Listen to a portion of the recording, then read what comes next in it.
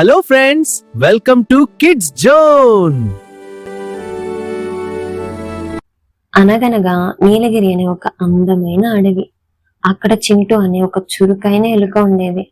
ఒకరోజు చింటూ అడవిలో నడుస్తుండగా ఒక పొదలో మెరుస్తున్న వస్తువు కనిపించింది. దగ్గరకు వెళ్లి చూస్తే అది ఒక వెండి రంగు చిన్న గొడుగు. ఆ గొడుగు మీద ఒక చిన్న బటన్ ఉంది. చింటూ దాన్ని నొక్కగానే గొడుగు మీద మెరిసే నక్షత్రాలు ప్రత్యక్షమయ్యాయి. ఆ గొడుగు చింటూ తల మీద గాలిలో తేలుతూ తాను ఎటు వెళ్తే అటు నీడనిస్తుంది. ఆకాశం ఒక్కసారిగా నల్లగా మారిపోయింది. పెద్ద గాలి వాన మొదలైంది. చెట్లు ఊగిపోతున్నాయి. చింటూ వెంటనే తన మాయా గొడుగు విప్పింది. చిత్రం ఏమిటంటే బయట ఎంత పెద్ద వాన పడుతున్నా ఆ గొడుగు కింద ఒక్క చుక్క కూడా వర్షం పడట్లేదు. చింటూ చాలా గర్వంగా అమ్మయ్య, నేను సురక్షితం అని అనుకుంది. అంతలో చింటూకి ఒక సన్నని ఏడుపు వినిపించింది. ఒక చిన్న నీలిరంగు పక్షి అంటే పింకీ వానలో తడిసి ఎగరలేక కింద పడి వణుకుతుంది. చింటూ మనసులో, నేను వెళ్తే నా కాళ్ళు బురదవుతాయి, పైగా నా గొడుగు చాలా చిన్నది, పింకీ వస్తే నాకు చోటు ఉండదేమో అని స్వార్థంగా ఆలోచించింది.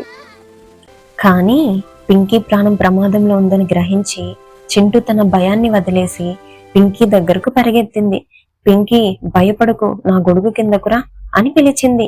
పింకీ గొడుగు కిందకు రాగానే ఒక అద్భుతం జరిగింది.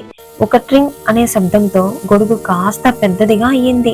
అది చూసి చింటూ ఆశ్చర్యపోయింది. అంతలో ఒక కుందేలు అంటే బన్నీ, దాంతో పాటుగా ఒక ఉడత అంటే చీకు పరిగెత్తుకుంటూ వచ్చాయి. చింటూ ఏమాత్రం సందేహించకుండా రండి, అందరూ రండి అని ఆహ్వానించింది. ఒక్కొక్కరు గొడుగు కిందకు చేరుతున్న కొద్దీ ఆ గొడుగు ఒక పెద్ద గూడారం లాగా విలాసంగా మారిపోయింది. అడవిలో క్రూరమైన నక్క విక్కీ, తను కూడా వానలో చిక్కుకుంది.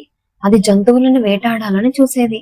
కానీ ఈ రోజు అది కూడా వానకు వణుకుతూ సహాయం కోసం చూసింది. జంతువులన్నీ భయపడ్డాయి. కానీ చింటూ ఏమన్నాడో తెలుసా? ఆ గొడుగు ఎవరిని విస్మరించదు, నువ్వు కూడా రా విక్కీ, కానీ ఇక్కడ అందరూ స్నేహితులుగా ఉండాలి అని అంటుంది. చింటూ చూపించిన ఆ నిజాయితీ మరియు దయాగుణం చూసి నక్క సిగ్గుపడి తన వేట బుద్ధిని వదిలేసి గొడుగు కిందకు చేరింది. వాన విలిసింది. ఆకాశంలో అద్భుతమైన సూర్యకాంతి వచ్చింది.